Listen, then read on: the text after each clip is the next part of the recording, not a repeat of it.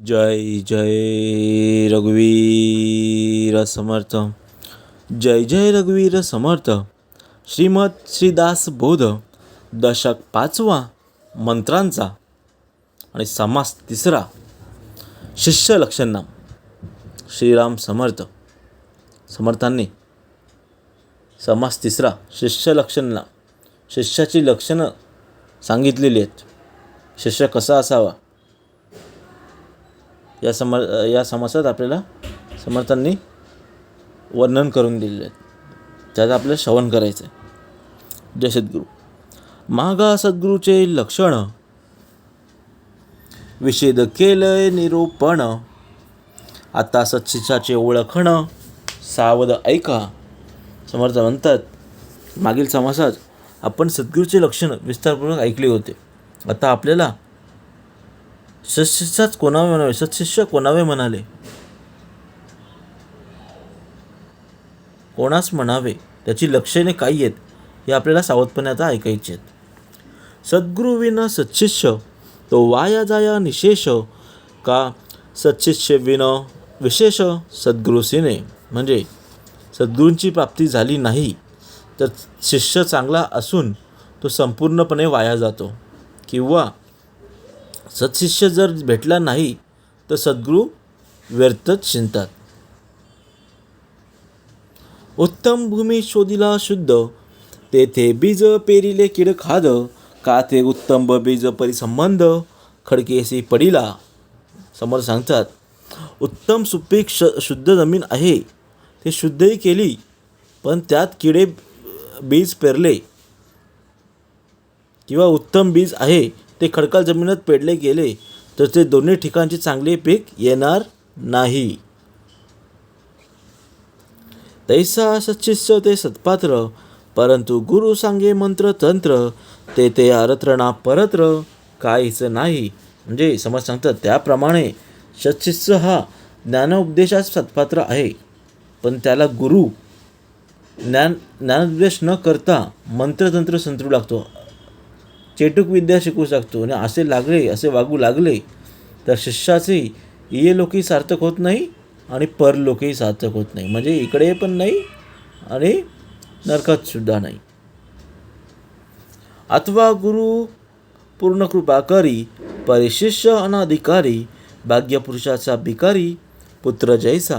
म्हणजे अथवा गुरु अत्यंत अधिकार संपन्न आहे, तो पूर्ण कृपाही करतो, पण शिष्य जर अनधिकारी असेल तर एखाद्या भाग्यवान पुरुषाचा मुलगा भिकारी निपजावा तशी स्थिती होते. तैसे एका विन एक होत असे निरार्थक परलोकीचे सार्थक त्रेद्रुय व्हावे. म्हणजे तसे एकाशिवाय दुसरे निरर्थक ठरते, तसे परलोकीचे सार्थक दूरच राहते. म्हणून सद्गुरू आणि सत्शिष्य ते तेन लागती सायास त्या उभयतास हव्यास पुरे कसरा. म्हणून सद्गुरू आणि सत्शिष्य यांची एकाच वेळी गाठ पडली तरी ही काही सायास करता न लागता दोघांची इच्छा एकदमच पुरी होते. सुभूमी आणि उत्तम कण उगवेना पर्जन्य विन तैसे अध्यात्म निरूपण नसता होय. समोर सांगतात पण याप्रमाणे जरी भूमी उत्तम आहे, बीजी उत्तम आहेत, पण पर्जन्याशिवाय उत्तम पीक उगवू हाती येत नाही, तसेच अध्यात्माचे निरूपण जर नसेल तर शिष्याला स्वानुभव येणार नाही, सत्कर्म येणार नाही. संत पेरले आणि उगवले परंतु निगावले गेले साधने विने तैसे झाले साधकांसी. समोर सांगतात शेतात बी पेरले ते उगवून आले, पण त्यांची जर निगा नीट राखली नाही तर ते फुकट जाते. तसेच साधकाप्रमाणे गुरूंनी सांगितल्याप्रमाणे जर साधना केली नाही, तप केले नाही, उपासना केली नाही तर त्याच्या जीवनाचे सार्थक होत नाही. जवरी पिक आपणास भोगे तवरी आपणाचे करणे लागे पीक आली आई उगे राहूची नये. समर्थ सांगतात जोपर्यंत आपल्या हाती पीक येत नाही तोपर्यंत सर्व तऱ्हेने त्याची काळजी घ्यावीच लागते. एवढंच नव्हे तर पीक आल्यावरही स्वस्थ राहून चालत नाही. तैसे आत्मज्ञान झाले, परी साधन पाहिजे केले, एक वेळे उदंड जेविले, तरी सामग्री पाहिजे. समर्थ सांगतात, त्याचप्रमाणे साधकाला आत्मज्ञान झाले तरी साधना करीतच राहिलं पाहिजे, थांबून चालणार नाही. आणि अहंकार तर मुळीच नसावा. मला येतं आहे, मला हे सर्व माहिती आहे, तसा अहंकार नसावा. कितीही आत्मज्ञान झाले तरी ती साधना शिकत राहिली पाहिजे. आणि एक वेळ अगदी पोटभर जेवले तरी चालेल, पण तेवढ्याने भागत नाही, म्हणून पुन्हा भूक लागते. असं म्हणून भोजन सामग्री जवळच असावे लागते. म्हणून साधना, अभ्यास आणि सद्गुरू, सत्शिष्य आणि सशास्त्र विचारू, सत्कर्म सद्वासना पाववी भावाचा. म्हणून साधन आणि त्याचा अभ्यास, त्यात मार्गदर्शन करणारे सद्गुरू आणि त्यांच्या आदेशाच्या कसोशीने पालना करणारे सत्शिष्य, सशास्त्र विचार, सत्कर्म सद्वासना, या सर्व गोष्टी असतील तर भवसागरातून पार जाता येते. अन्यथा आपल्याला या समुद्रातच बुडावे लागेल. सदुपासना, सत्कर्म, सत्क्रिया आणि स्वधर्म, सत्संग आणि नित्यनेम निरंतर, ऐसे हे अवघेचे मेळे, तरीच विमळ ज्ञान निवळे, नाही तरी पाषांड संचरी बळे समुदायी. म्हणजे सदुपासना, सत्कर्म, स्वधर्म, सत्संग आणि नित्यनेम या सर्व गोष्टी निरंतर असतीलच तर विमल ज्ञान स्थिर होते. नाहीतर लोकांमध्ये बळेच पाखंडाचा विचार उदयास येतो. येथे शब्द नाही शिष्यासी, ते अवघे सद्गुरू पासी, सद्गुरू पालटी अवगुणाची, नाना यत्ने करुणी. म्हणजे या शिष्याचा दोष नसतो, हे सर्व सद्गुरूवर अवलंबून असते. कारण शिष्य अवगुण असला तरी सद्गुरू नाना प्रयत्न करून त्यांच्यात बदल घडवून आणतात. सद्गुरूचे ने अशिष्य पालटे, परंतु सच्शिष्य असद्गुरूंना पालटे, काजे थोरपणे तुटे म्हणून या. समर्थ सांगतात की असत्याचा शिष्य जरी असला तरी तो सद्गुरूंनी प्रयत्न केल्यावर त्याच्या ठिकाणाचे अवगुण जाऊन त्याच्यात चांगला बदल घडून येतो.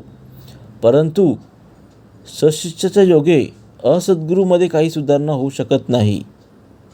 जर चांगला शिष्य असेल आणि तो भलत्याच गुरूच्या मागे लागला तर तो त्याची सुधारणा होऊ शकत नाही. कारण गुरूंना आपल्या मोठेपणाचा अभिमान असतो आणि त्यामुळे ते सशिष्याचे कधीच ऐकत नाही.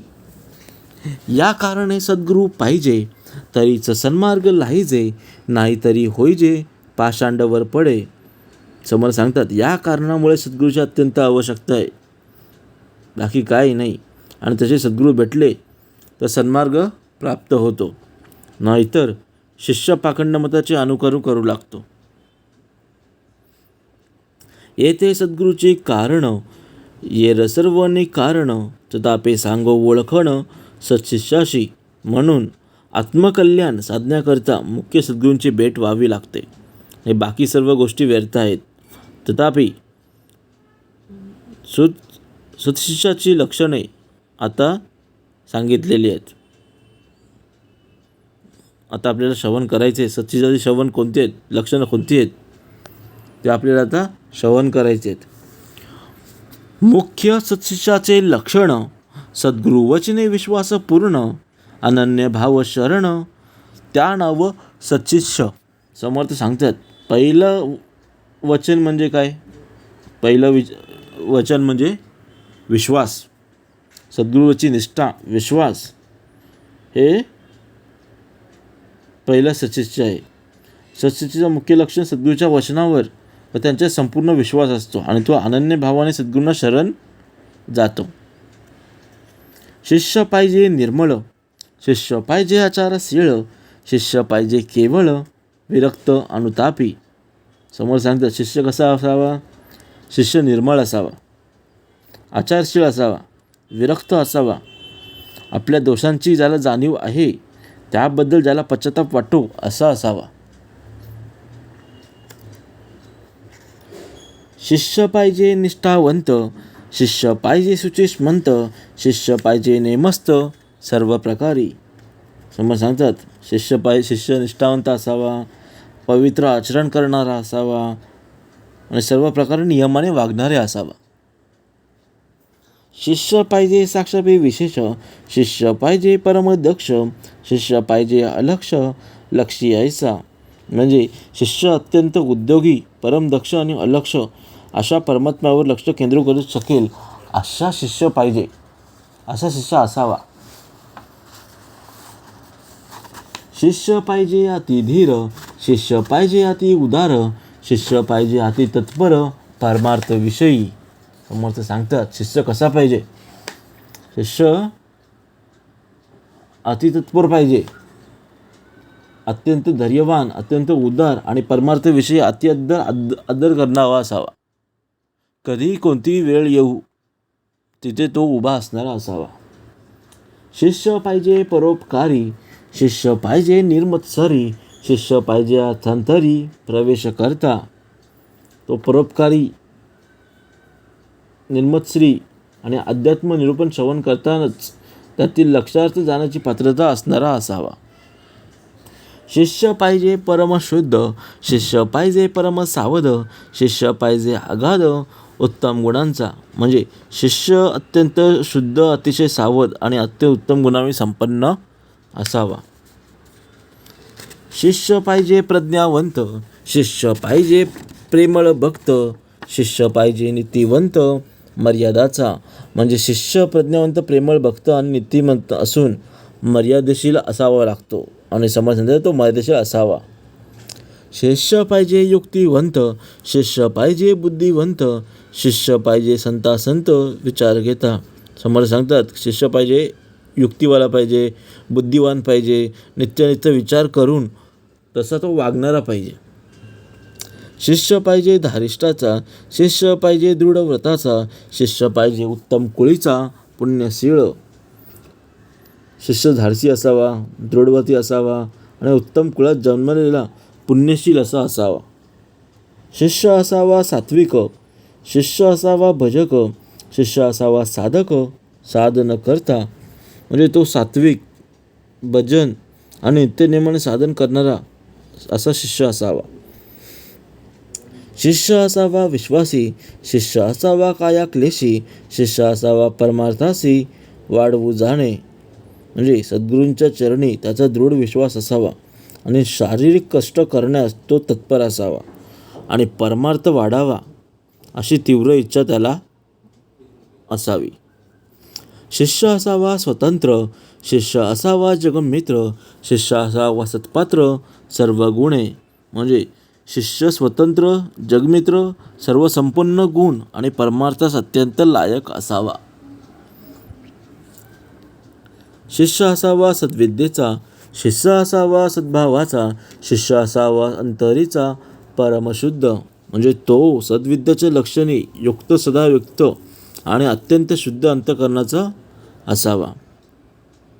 शिष्य नसावा अविवेकी, शिष्य नसावा गर्भसुखी, शिष्य असावा संसार दुःखी संतप्त देही. समर्थ सांगतात शिष्य कसा नसावा, अविवेक नसावा, गर्भ श्रीमंत नसावा आणि तो त्रिविध तापाने संतप्त झालेला व संसार दुःखाने दुखावलेला असावा. समर्थ असं का बोलले, का सांगते. तर गर्भ श्रीमंत असणार तर तो देवाला मानणारच नाही आणि जो त्रिविध तापाने पोळलेला असेल, संसार दुःखाने दुखावलेला असेल तर तो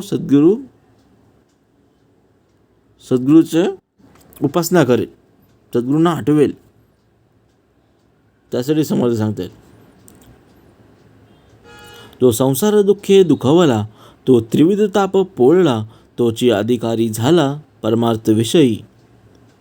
कारण जो संसार खाणे अत्यंत दुःखी झालेला असतो आणि त्याला त्रिविध तापाने पोळलेला असतो तोच परमार्थ प्राप्तीसाठी योग्य अधिकारी ठरलेला असतो असे समर्थ सांगतात. बहुदुःख भोगले जेणे, त्यासीच परमार्थ बाणे, संसार दुःख चिने गुणे, वैराग्य उपजे. म्हणजे ज्याने अत्यंत दुःख भोगलेले असते त्याच्या अंतःकरणातच परमार्थ बांधतो. आणि कारण संसार दुःखामुळे त्याच्या ठिकाणी वैराग्य उत्पन्न झालेले असते. जया संसाराचा त्रास तयाशीच उपजे विश्वास. विश्वास बळे दृढ कास धरली सद्गुरूची. म्हणजे ज्या संसारामुळे अत्यंत त्रासलेला असतो पण त्या सद्गुरूच्याने दृढ विश्वास उत्पन्न होतो आणि त्या दृढ विश्वासाच्या बळावरती तो सद्गुरूंची कास घट्ट पकडून राहतो. अविश्वासे कास सोडिली ऐसे भौतिक भवी बुडाली. नाना जलचरीत तोडिली मध्येची सुख दुःखे. समज सांगतात पण कित्येक साधक अविश्वासाने सद्गुरूंची कास सोडतात आणि बहुतेक लोक भवसागरात बुडतात किंवा मध्येच नाना जलचर त्यांचे लचके तोडतात व ते सुखदुःखांच्या अधीन होतात. समर्थांवर विश्वास असला पाहिजे. या कारणे दृढ विश्वास तोची जाणावा सच्शिष्य मोक्षाधिकारी विशेष अग्रगण्य. समर्थ सांगतात म्हणून तो दृढ विश्वासी असावा. जो समर्थांवर विश्वास ठेवतो तोच खरा सच्शिष्य. मोक्षाला प्राप्त असणाऱ्या साधकामध्ये तो अग्रगण्य असतो. जो सद्गुरु वचने निवाला तो सायुज्यताचा अखिला. संसार सांगे पंगिला तो नवचे कदा. म्हणजे जो शिष्य सद्गुरूंच्या वचनाने निवालेला असतो तो सायुज्य मुक्तीचा अधिकार होतो आणि मग तो संसारातील संयंकरी कधीच गडबडगडीत होत नाही. सद्गुरू होऊन देव मोठा ज्यांस वाटे तो करंटा. सुटला वैभवाचा फाटा सामर्थ्य पिसे. सद्गुरू होऊन देव मोठा असे ज्या शिष्याला वाटते तो शिष्य खरोखर अभागीच समजावा आणि वैभवाच्या लोभाने किंवा सामर्थ्याच्या वेडाने त्याच्या ठिकाणी असा श्रम उत्पन्न झालेला असतो. सद्गुरू स्वरूप ते संत आणि देवांचं मांडलेले कल्पांत. ते कैसे उरेल सामर्थ्य हरिहरांचे. म्हणजे सद्गुरू स्वरूप हे नित्य असते. कल्पनांच्या समयी सर्व देवही लव पावतात आणि मग त्यावेळी हरिहरांचे सामर्थ्य उरेलच कैसे. म्हणून सद्गुरू सामर्थ्य अधिक जेथे अटती ब्रह्माधिक. अल्पबुद्धी मानवी रंक त्यांचीही कळेना. म्हणजे जेथे ब्रह्माधिकही लय पावतात तेथे सद्गुरू स्वरूप नित्य असल्याने त्याचे सामर्थ्य व सर्व देवाविषयी अधिक असते. पण मनुष्य अल्पज्ञ असल्याने त्याची ठिकाणी बुद्धीचे दाखिद्य असते. त्यामुळे हे मग त्याला कळत नाही. गुरुदेवांचं बराबरी करीतो शिष्य दुराचारी. भ्रांती बैसली अभ्यंतरी सिद्धांत नेनवे. म्हणजे गुरु आणि देव यांची जो बराबरी करतो तो शिष्य दुराचारी समजावा. जो सिद्धांत जाणत नसल्याने त्याच्या हृदयात विपरीत ज्ञान सुदृढ झालेले असते. देव मानसी भाविला मंत्री देवपणासी आला.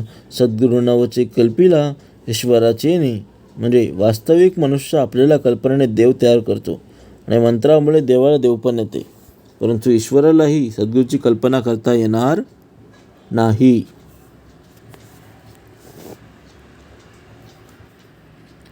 म्हणून सद्गुरी पूर्णपणे देवाहून अधिक कोटी गुणे. जयांसी वर्णिता भांडणे वेदशास्त्री लागली. म्हणजे म्हणून सद्गुरू हे देवापेक्षा कोटी गुणाही अधिक श्रेष्ठ आहेत, कारण ते परिपूर्ण आहेत आणि त्यांचे वर्णन शब्दात करताच येत नाही. त्यांचे पूर्ण ज्ञान कोणाला होतच नसल्याने त्याचे यथार्थ वर्णन करण्याचा प्रयत्नही कोणी करू नये. आणि वेद आणि शास्त्र यांचा मतभेद ते चालूच आहेत. असो सद्गुरुपदा पुढे दुजे काहीच न चढे.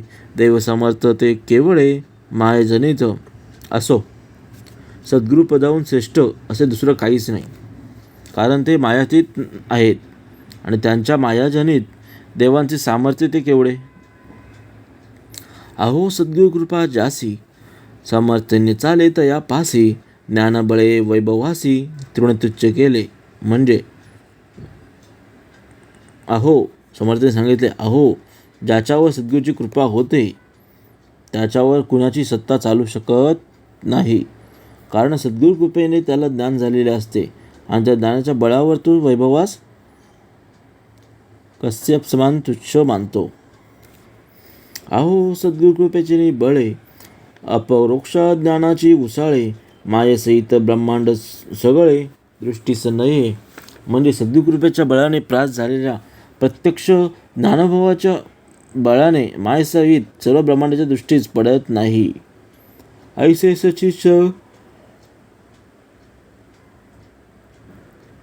सच्चित्साचे वैभव, सद्गुरु वचनी दृढ भाव, तेने गुण देव राव सवेची होती. म्हणजे सच्चित्साचे वैभव हे असे असते की सद्गुरु वचनावर त्याचा दृढ विश्वास असतो आणि त्या योगे तो स्वतःच ईश्वर सोबून बनून जातो. अंतरी अनुताप तापले, त्याने अंतर शुद्ध झाले, पुढे सद्गुरु वचन निवाले. सच्चित्स ऐसे म्हणजे ज्याच्या शिष्याचे अंतःकरण पश्चातापाने पोळून शुद्ध झालेले असते व सद्गुरु वचन ज्यांना समाधान लाभते तोच खरा सच्चित्स. लागता सद्गुरु वचन पंथे, झाले ब्रह्मांड पालते, तरी जयाच्या शुद्ध भावार्थे, पालटन दिर्दे. म्हणजे सद्गुरूच्या उपदेशाप्रमाणे साधन मार्ग आक्रमित असता ब्रह्मांड पालते होण्याचा प्रसंग आला तरी ज्याच्या सद्गुरू निष्ठेत थोडासाही पालट होत नाही. शरण सद्गुरूचे गेले, सच्चित्स ऐसे निवडले, क्रिया पालट झाले पावन ईश्वरी. म्हणजे या प्रकारे अनन्य भावाने जे सद्गुरू शरण जातात त्यांनाच सच्चित्स असे म्हणतात. त्यांच्यात आत किंवा बाहेर बदल होऊन ते ईश्वर स्वरूप ऐक्य पाहूनच पावन राहतात. ऐसा सद्भाव अंतरी, त्याची मुक्तीचे वाटे करी, एक माईक वेशधारी असच्चित्स. म्हणजे असा सद्गुरूविषयी दृढ सद्भाव ज्यांच्या अंतरीत असतो तोच मुक्तीचा वाटेकरी ठरतो आणि बाकी शिष्य नुसते वेशधारी असतात आणि ते फक्त शिष्यच राहतात, सच्शिष्य होत नाही.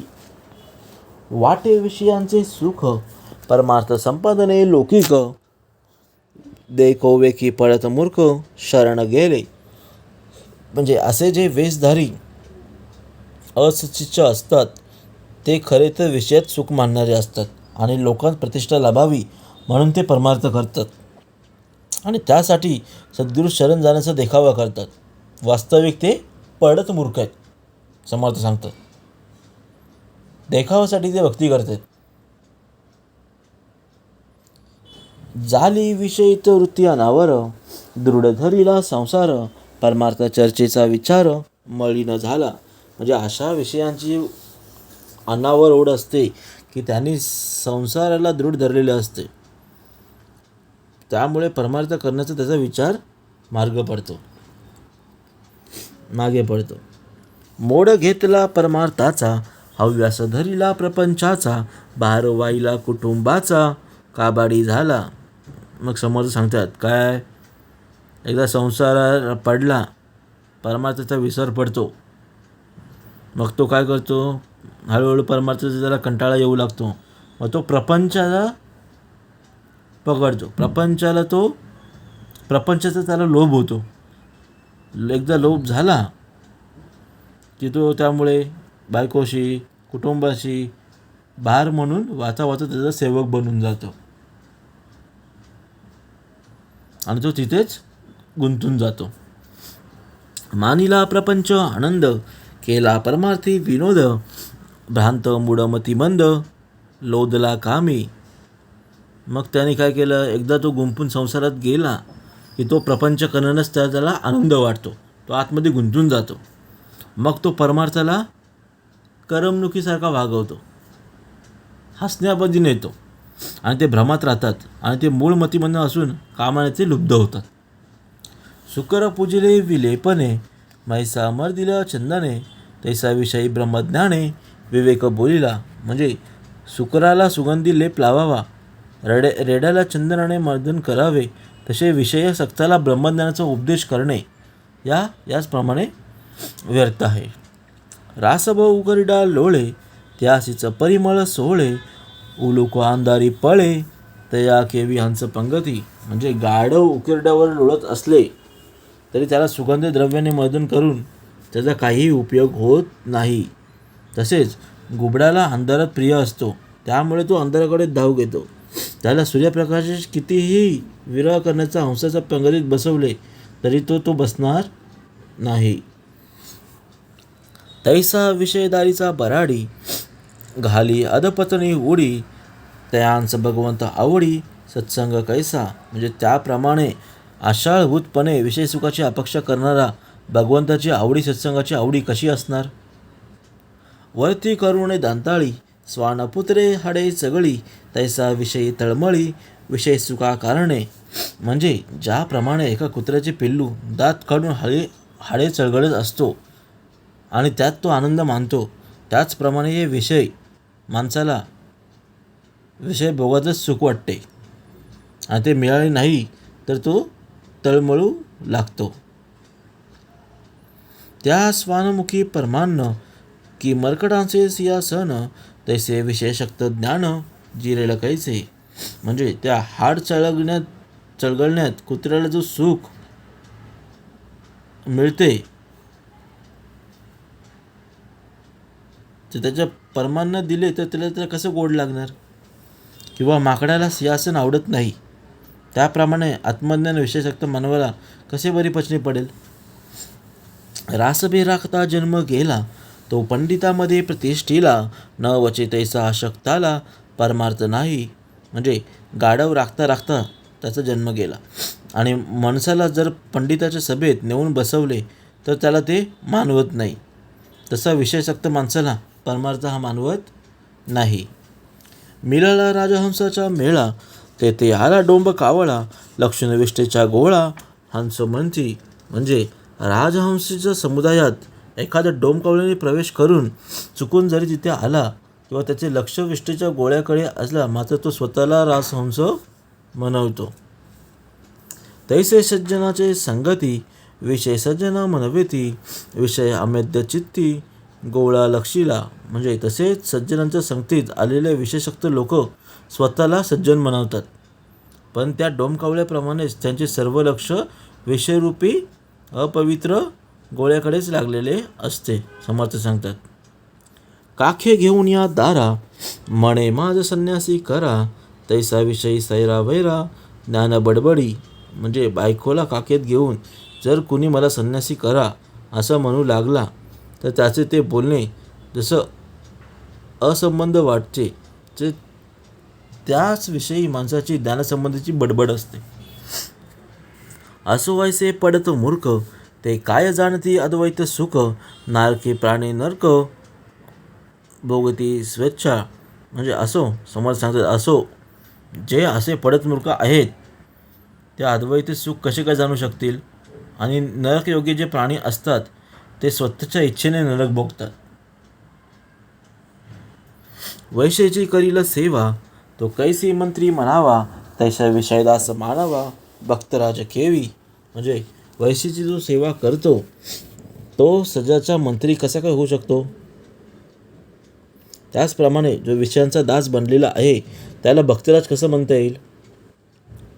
तैसे विषयिक बापुडे त्या ज्ञान कोणी कडे, वाचाळ शाब्दिक बडबडे वरपडे झाले. म्हणजे तसेच जो विषयी लोकी आहेत त्यांना बिचाऱ्यांना आत्मज्ञान कसे मिळणार आणि ते वाचाळ शाब्दिक ज्ञान बडबडून कसे जगात मिळवतात. ऐसे शिष्य परम नष्ट कनिष्ठामध्ये कनिष्ठ, हीन अवविक आणि दृष्ट खळे खोटे दुर्जन. म्हणजे असे जे शिष्य ते परमनिष्ठ कनिष्ठामध्ये कनिष्ठहीन अविवेक कुखळ खोटे आणि दुर्जन असतात आणि त्याच पश्चात अनुताप उद्भवतात. असे जे पापरूप दीर्घकाळ केलेले दोष त्यामुळे जाणू प्रबळेसारखे ज्यांना आहेत त्यांना जर पश्चाताप अगदी मनापासून झाला तर ते त्यांच्या पापाचे प्रायश्चित्त ठरते. त्यांनी पुन्हा शरण जावे सद्गुरूंस संतोष व्हावे, कृपादृष्टी झाली व्हावे पुन्हा शुद्ध. म्हणजे त्यांनी परत सद्गुरूंना शरण जावे, त्यांना प्रसन्न करून घ्यावे, म्हणजे त्यांना सद्गुरूची कृपादृष्टी लाभेल आणि ते परत शुद्ध होतील. स्वामी द्रोह जया घडे तो यावचंद्र नरकी पडे, त्यास उपवाची न घडे स्वामी तुष्टल्या वाचुनी. म्हणजे जो गुरुद्रोही करतो त्याला अनंत काळपर्यंत नरकात पडून राहावेच लागते आणि गुरूंना प्रसन्न करण्या वाचून त्याला सुटायला दुसरा उपाय नाही. स्मशान वैराग्य आले म्हणून लोटांगण घातले, तेने गुणे उपतिष्ठिले नाही ज्ञान. समर्थ सांगतात, स्मशान वैराग्य आले म्हणून लोटांगण घालून गुरूंना जरी शरण आला तरी ते वैराग्य क्षणिक असल्याने त्याला ज्ञान प्राप्त होत नाही. भाव आणिला जयाचा, मंत्र घेतला गुरुचा, शिष्य झाला 2 दिवसांचा, मंत्राकारणे. समर्थ सांगतात, अगदी क्षणिक टिकणाऱ्या भावनाच्या भरात सद्गुरूंकडे मंत्र तरी घेतला तरी तो त्या मंत्रामुळे तो 2 दिवसांचा फक्त शिष्य होऊ शकतो, सत्शिष्य होऊ शकत नाही. ऐसे केले गुरु उदंड, शब्द शिकला पाखंड, जाळा तोंडाला तरमुंड, महापाषांडी. म्हणजे अशा शिष्याने अनेक जरी गुरु केले तरी तो पाखंडीपणा शिकला, तरी शब्द ज्ञान बुडबुडू लागला, उचखल महापाखंडी झाला असं होऊन जाईल. घडी एक रडी एक पडे, घडी एक वैराग्य चढे, घडी एक आंबाव जडे नातेपणाचा. म्हणजे गटकेत जो देवापाशी प्रेम उत्पन्न दाखवून रडतो त्या गटकेत गडबडा लोळत असतो आणि त्या दुसऱ्या घडीला वैराग्य आले असं असल्याचं दाखवतो, पण त्याला परत काही वेळे नातेपणाचा अभाव याच ठिकाणी दिसून येतो. घडी एक विश्वास धरी, सवेची घडी एक गुरगुरी, ऐसे नाना छंद करी पिसाट जैसा. म्हणजे या गटकेत अत्यंत विश्वास असल्याने दाखवतो आणि जर दुसऱ्या घडीला मृगाने गुरगुरायला वाटतो असे एखाद्या वेळेसारखे नाना छंद तो करत असतो. काम क्रोध मद मत्सर, लोभ मोह नाना विकार, अभिमान कापट्य तिरस्कार, हृदयी नांदती. समोर सांगतात, त्याच्या हृदयात काम क्रोध मद मत्सर मोह दंभ संशय चिंता अभिमान कपटीपणा तिरस्कार या इत्यादी नाना विकार त्याच्या अंतरी असतात. अहंकार आणि देहपांग, अनाचार आणि विषय संग, संसार प्रपंच उद्वेग अंतरी वसे. म्हणजे अहंकार आणि देहशक्ती, अनाचार आणि विषयशक्ती, संसार प्रपंच आणि उद्वेग अंतरात हे वास करतच असतात. दीर्घसूत्री कृतज्ञ पापी, कुकर्मी करती कुतर्की विकल्पी, अभक्त अभाव शीघ्र कोपी, निष्ठुर परघातक. म्हणजे तो छेदक कृतज्ञ पापी कुकर्म करणारा किंवा कुतर्क करणारा, संशयी अभक्त भावहीन आणि शीघ्रकोपी, तसेच निष्ठुर आणि लोकांचा घात करणारा असतो. हृदयशून्य आणि आळसी, अविवेक आणि अविश्वासी, अधिक विचार संदेहासी, दृढ धरता. म्हणजे हृदयशून्य आणि आळशी, अविवेकी आणि विश्वासी, अधीर अविवेक आणि संशयाला दृढपणे धरून ठेवण्यात आलेला असतो. आशा ममता तृष्णा कल्पना, कुबुद्धी दुर्बुद्धी दुर्वासना, अल्पबुद्धी विषय कामना हृदयी वसे. म्हणजे आशा ममता कृष्णा कल्पना कुबुद्धी दुर्वृत्ती आणि दुर्वासना, अल्पबुद्धी आणि विषय कामना त्यांच्या हृदयात वस्ती करतात. ऐशना असूया तिरस्कारे, निंदेशी प्रवर्ते आदरे, देहाभिमान हुंबरे जाणपणे. म्हणजे ईर्षा मत्सर तिरस्कार यांना वश होऊन ती अति आदरग्रहण लोकांची निंदा करतो आणि देहाभिमानामुळे जाणीवपूर्वक वर्गाने उत्तमपणे वागतो. शुद्धा तृष्णा आवरेना, निद्रा शस्त्र धरेना, कुटुंबा चिंता ओसरेना भ्रांती पडली. म्हणजे त्याला भूक तहान आवरत नाही, बहुतेक वेळा त्याला झोपही आवरत नाही आणि सतत कुटुंबाची चिंता करत असतो आणि त्याला नुसते स्वप्नदश पडलेले असतात. स्वप्नदश म्हणजे भ्रांती पडलेली असते. शाब्दिक बोले उदंड वाचा, लेश नाही वैराग्याचा, अनुतापधारिष्ठ साधनाचा मार्ग न धरी. म्हणजे तो तोंडाने सारखा शब्दज्ञान बडबडतो, दुसऱ्यांना शब्द ऐकवीत असतो, पण त्याच्या अंगी वैराग्याचा लेशही नसतो. त्याचप्रमाणे त्याच्या ठिकाणी कृतकर्माचा पश्चातापही नसतो आणि धाडसही नसते आणि तो साधनाचा मार्गही धरत नाही. भक्ती विरक्ती ना शांती, सद्बुद्धी लीनता न दांती, कृपा दया न तृप्ती, सद्बुद्धी असेच ना. म्हणजे ज्याच्याजवळ भक्ती विरक्त आणि सद्बुद्धी लीनता, इंद्रिय मन, कृपा दया तृप्ती अथवा सुबुद्धी यापैकी काही असतच नाही. काय क्लेशी आणि शरीरहीन, धर्मविषयी परमकुपन, क्रिया पालटेना कठीण, हृदय जयाचे. ते शारीरिक कुष्ठ चुकवण्यात असतो. धर्माच्या संबंधात अत्यंत कृपण असून कठोर अंतकरणाचा असतो व त्याच्या आचरणात कधीही सुधारणा होत नाही. आजर्व नाही जनासी, तो अप्रिय सज्जनासी, जयाचे जेवी आहरणेशी, परनिन्न वसे. म्हणजे तो लोकांशी सरळ वागत नाही आणि सज्जनांना तो आवडतही नाही. त्याच्या चित्तात रात्रंदिवस दुसऱ्याच्या दोषाचे चिंतन चालू असते. सदा सर्व काळ लटिका, बोले माईक लापनिका, क्रिया विचार पाहता ऐका, वचनी सत्य नाही. तो कदानकदा सर्व काळ खोटारडाच असतो. तो तोंडाला देखील जो गोड गोड बोलतो, पण त्याचा आचार विचारात मेळ नसतो आणि तो कुठलेच बोलणे खरे नसते. परपिढेविषयी तत्पर, जैसे विंचू आणि विखार, तैसा कुशब्दे जिव्हार, बेदी सकळांचे. समोर सांगतात, विंचू आणि सर्पाच्या प्रमाणे तो परपिढीविषयी अत्यंत तत्पर असतो आणि लागट शब्द बोलून तो सर्वांचे अंतःकरण दुखावतो. आपले झांकी अवगुण, पुढीलांच बोले कठीण, मिथ्या गुण दोषे विण, गुणदोष लावी. म्हणजे ते आपले अवगुण लपून ठेवतो आणि दुसऱ्यांच्या दोषाबद्दल त्यांना कठोर शब्द बोलतो. गुणदोष नसताना उगीचच खोटेपणे दुसऱ्यांवर आरोप करतो.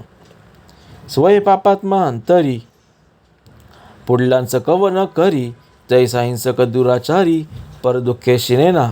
म्हणजे स्वतः अत्यंत पापी अंतःकरणाचा असून दुःख्याची दयामाया ठेवत नाही, दुसऱ्याची दयामाया ठेवत नाही, किंवा एखाद्या दुराचारी क्रूर मनुष्य ज्याप्रमाणे दुसऱ्याच्या दुःखाने कधी कष्टी होत नाही, तसे त्याची अशी वागणे असते.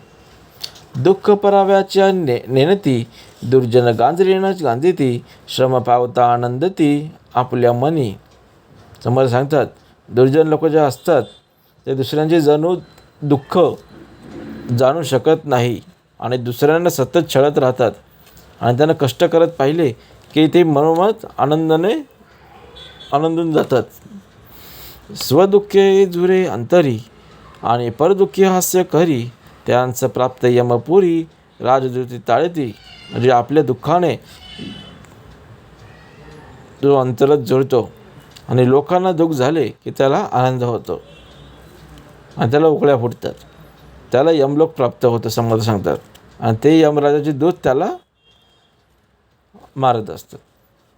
असो वैसे मंदांध बापुडे, त्यांचा भगवंत कैसा जोडे, ज्यांचं सद्बुद्धी नावडे, पूर्वपाते करुणी.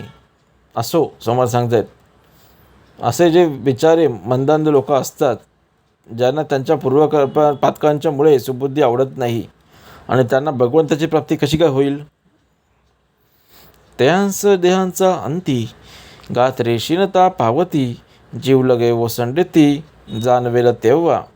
म्हणजे त्यांचा देहांचा अंतकाळ जवळ येऊन ज्यावेळी सर्व गोत्रे क्षीण होतील व जिवलग मनवेरी माणसे जेव्हा सोडून जातील, त्यावेळी कृतकर्माची त्यांना जाणीव होईल. असो ऐसे गुन्हा वेगळे, ते सत्शिष्य आगळे, दृढ भाव सोहळे, भोगिती स्वानंदाचे. असो येथे वर्णन केले की अवगुण ज्याच्या ठिकाणी नसतात ते शिष्य वेगळेच असतात. त्यांची श्रद्धा आणि त्यांचा दृढ भाव असतो, त्यामुळे त्यांना स्वरूपानुभव येऊन ते स्वानंदाचा उपभोग घेत असतात. जयस्थळी विकल्प जागे, कुळावी भान पाठी लागे, ते प्राणी प्रपंच संगे हिमपुटी होती. ज्यांच्या ठिकाणी संशय असतो ते अत्यंत स्वाभिमानी असतात, ते प्रपंचात आसक्त होऊन दुःखी कष्टी होतात. जेणेकरिता दुःख झाले, त्याने मनी दृढ धरिले, तेने गुणे प्राप्त झाले पुन्हा दुःख. म्हणजे ज्या योग्य दुःख झालेले असतेच तेच अज्ञान मनात दृढ ठेवून ठेवतात आणि त्यामुळे त्यांना वारंवार दुःख होत राहते. तेच आठवून त्यांना दुःख होते. संसार संगेत सुख झाले, ऐसे देखील न ऐकिले, ऐसे जाणून अनित केले, तरी ते दुःखी होती स्वये. म्हणजे संसारात ममत्व ठेवल्याने कुणाला सुख झाले असे कधी दिसून येत नाही आणि ऐकू येत नाही. हे जाणून जर आपले स्वहित करत असेल तर आपल्या स्वहिताचे कारण सुखदुःख भोगावेच लागतात. संसारी सुख मानिती, ते प्राणी मूढ मती, जाणून डोळे झाकती पडत मूर्ख. समर्थ सांगतात, जो मनुष्य संसाराला सुख मानतो तो मतिमंद असतो आणि ते पडत मूर्ख असतात. ते त्यांना सर्व कळत असूनही तो न कळण्यासारखा वागतो, डोळे झाक करतात. प्रपंच सुख करावा, परी काही परमार्थ वाढवावा, परमार्थ अवघाची बुडावा, हे विहित नावे. समर्थ सांगतायत आपल्याला की प्रपंच करा, प्रपंच सोडू नका, प्रपंच सुखाने करा, काही हरकत नाही आहे. पण त्याचप्रमाणे अपत्य परमार्थही थोडं थोडं वाढवावा. प्रपंच करत असताना आपल्याला थोडं थोडं परमार्थ वाढवायचं आहे. परमार्थ सर्वस्वी बुडवावा हे मनुष्यास केव्हाही कधीही योग्य नाही. म्हणून शेवटच्या ओळीत सांगितले समर्थांनी, प्रपंच सुखे करावा, परी काही परमार्थ वाढवावा, परमार्थ अवघाची बुडावा, हे विहित नव्हे. माग झाले निरूपण, गुरुशिष्यांची ओळखण, आता उपदेशाचे लक्षण सांगिजेल. समर्थ सांगतात शेवटच्या ओळीमध्ये की आता हा आपण समाज, मागील 2 समासात गुरु शिष्यांची लक्षणे आपण ऐकलेली आहेत. आता पुढील समासात उपदेशाची लक्षणे सांगितली जातील. ते आपल्याला आता पुढच्या समाजात श्रवण करायचे आहेत. माग झाले निरूपण, गुरु शिष्यांची ओळखण, आता उपदेशाचे लक्षण सांगिजेल. इति श्री दासबोधे गुरु शिष्य संवादे शिष्य लक्षण नाम समास 3. जय जय रघुवीर समर्थ.